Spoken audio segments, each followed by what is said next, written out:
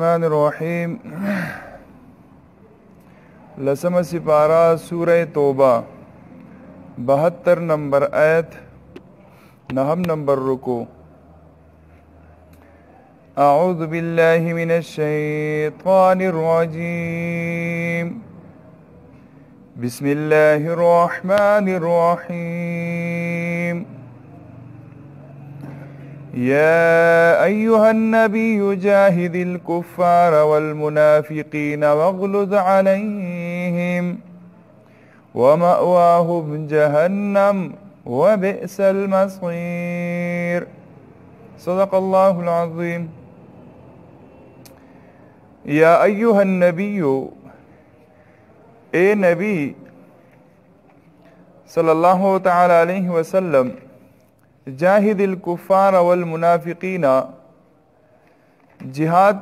کوا د کافرانو سره والمنافقین او د منافقینو سره واغلظ علیهم او سختی کوا په دوی باندې ومأواهم جهنم او ټکانا د دوی جهنم دی وبئس المصير او ډیر بد ځای دی د ورتلو یحلفون بالله ما قالوا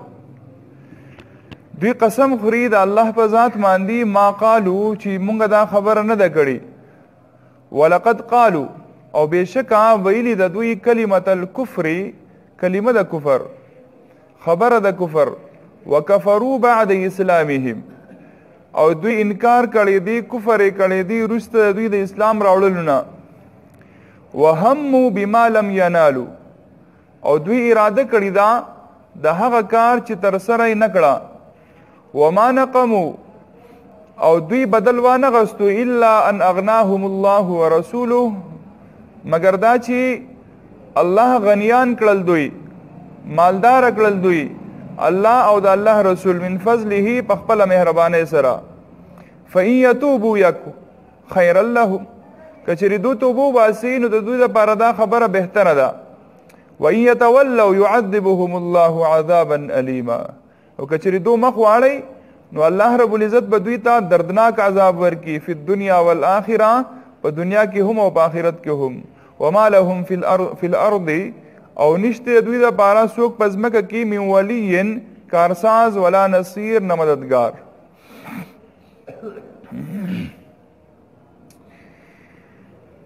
سورہ توبہ کی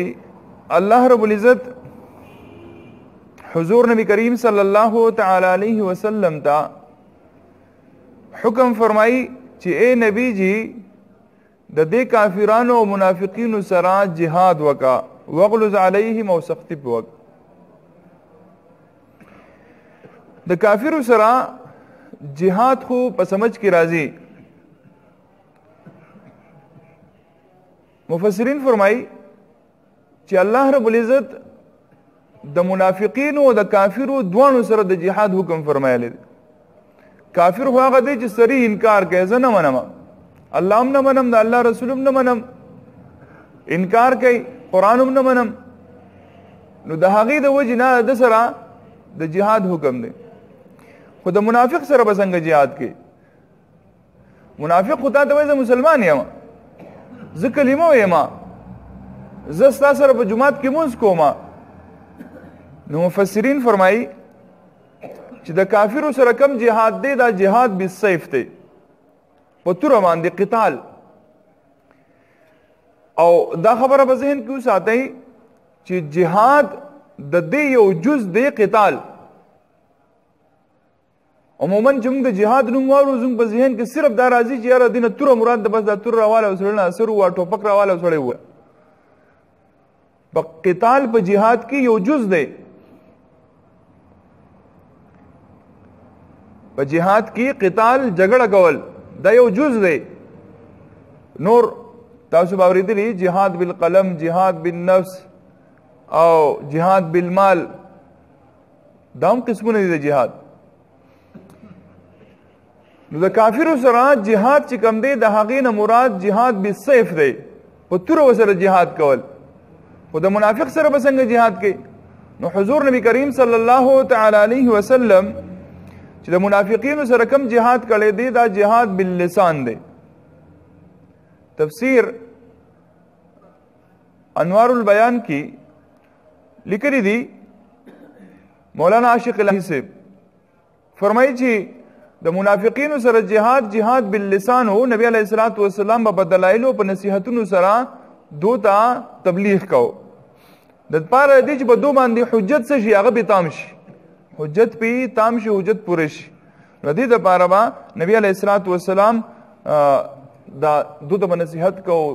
او خبره به وته کوله چې تاسو د خپل عمل نه ووړئ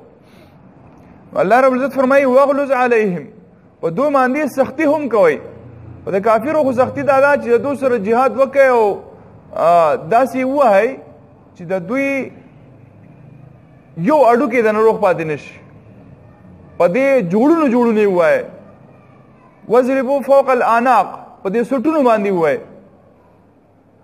او کل بنان په هر یو پور باندې ووایي سختی به وکړي کلک جهاد وسره وکړي او د منافقینو لپاره د دې څنګه چې احکامات د مسلمانانو لپاره دي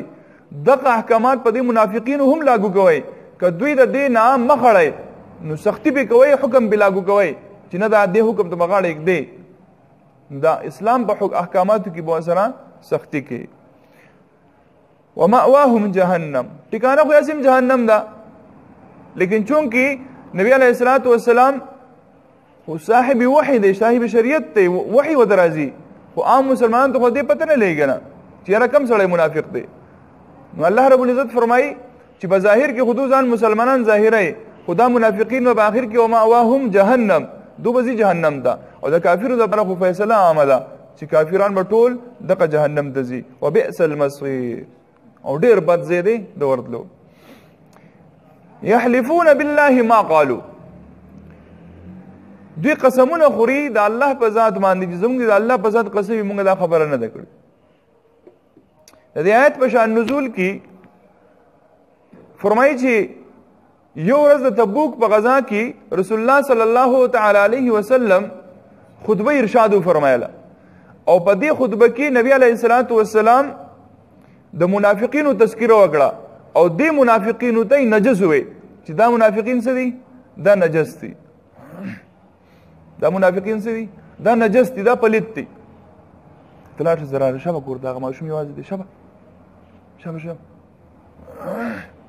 چې دا منافقین ټول نجس دي جو په دې کې یو کس ناس په دې منافقینو کې دا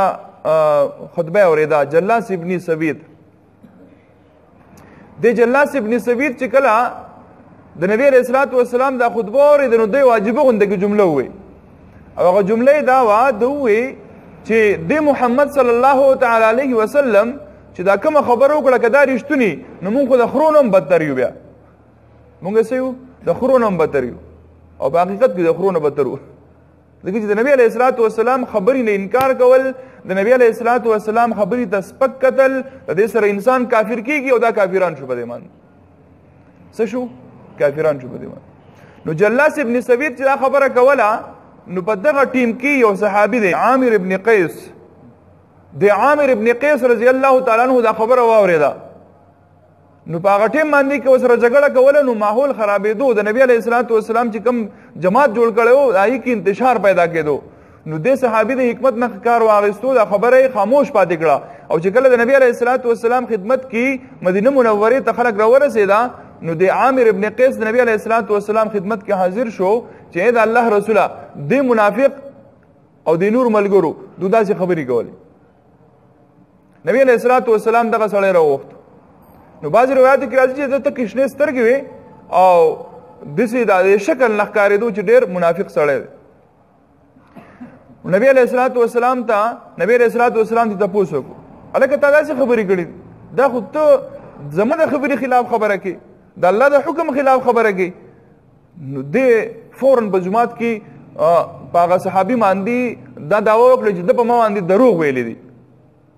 د په ما باندې دروغ ویلې دي تهمت یې رمانه لګولې نو چونکه اسلامي حکم دی چې تهمت چا ولګو نو هغه بل سړی به دلیل لاوړي که دلیل نه نو دا به قسم خوري دا یو که بل سره دلیل نه دا به قسم وخوري به قسم باندې بخلاصيږي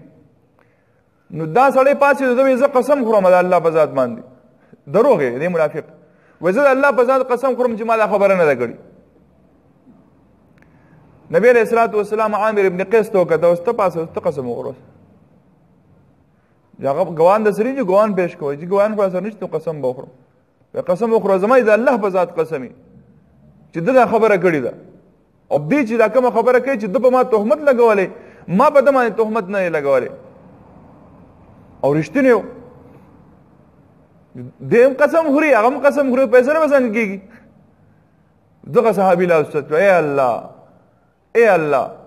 زه رښتونی یم او ما ته پته زه رښتونی یم اے الله تم زلون په حال باندې خبردار ذات اے الله که زه رښتونی یم او یا الله که دا سړی وجه زه رښتونی یم یا الله زموږ دا فیصله په نبی علیہ الصلوۃ والسلام باندې آیت نازل کړي زموږ دا فیصله وکړي هغه ته یقین او پوخ یقین او پوخ مسلمانو چې یقینا چې الله تعالی به زموږ دا فیصله نازل فرمایي بس الله رب العزت دا آیاتونه راولېږل یحلفون بالله ما قالوا دو قسم خوري د الله تعالی په ذات باندې ما قالوا چې ما دا خبره نه کړې ولقد قالوا كلمه الكفر الله تعالی څه فرمایي په تحقیق سره ګوره د کفر کلمه ویلی و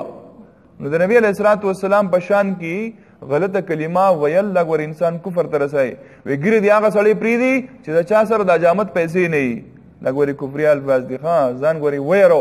ته د نبی علیہ الصلوۃ والسلام د سنت مبارک دا خبره کې چې هغه سړی د ګری پری چا سره د اجامت پیسې نه تعالی شرم نه درځي